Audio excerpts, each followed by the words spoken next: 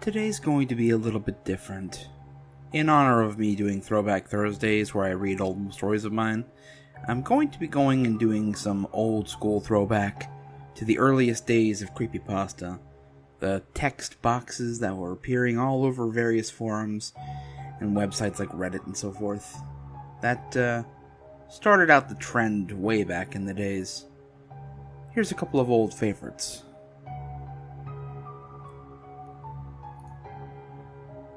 Blind Man.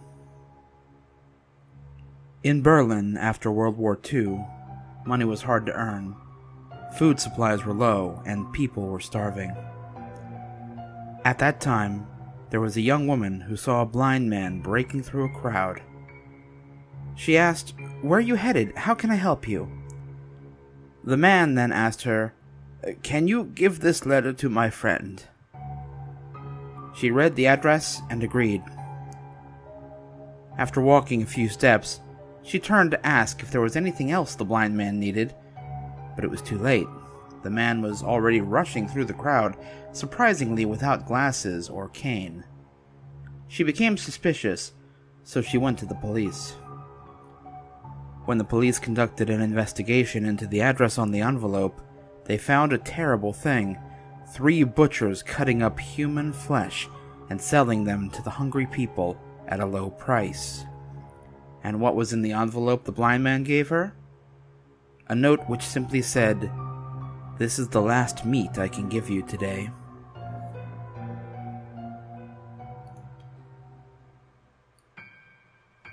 The Sock.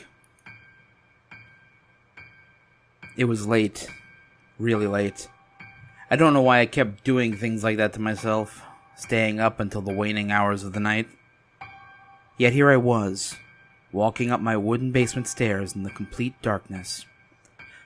Oppressing my thoughts and obtruding into my mind were morbid images and scary, whimsical thoughts of monsters. I chuckled as I reached the top of the stairs. It was ridiculous to believe in fairy tales. I started to shut the door behind me, but just as it was about to close, it sprung back open as it rebounded off of something squishy. I jumped back and, with a look of horror, looked down. A sock was wedged under the door and prevented it from closing.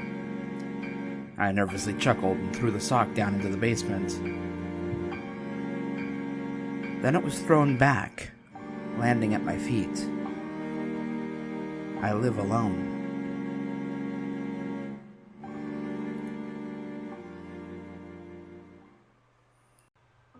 Silence. Try this.